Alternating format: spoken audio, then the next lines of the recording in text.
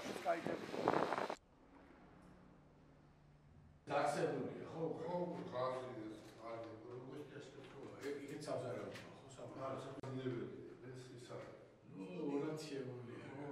ყველაფერს შეღებავენ და გავლენ. თავის კეთილმოწყობილები და ობიექტს დაციან.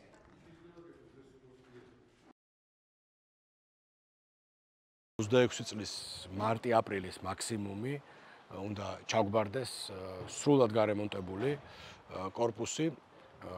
როგორც კი მშენებლობა დასრულდება აქტიური კეთილმოწყობის ტენდერი გამოცხადდება და დასუფთავდება, კეთილმოწყობა გამწვანდება. ყველაფერი იქნება იმისთვის, რომ ადამიანებმა გააგრძელონ ღირსეულად ცხოვრება. ასეთი მშენებლობა ბევრად უფრო დიდი მასშტაბის, იცით თქვენ, მიმდინარეობს რუსთავში, ზუგდიდში, ქუთაისში და თბილისში, რა თქმა უნდა, და სულ ქვეყანაში 6000 დევნილი ოჯახი 26 წლის მარტი-აპრილის ამ პერიოდამდე მიიღებს ბინას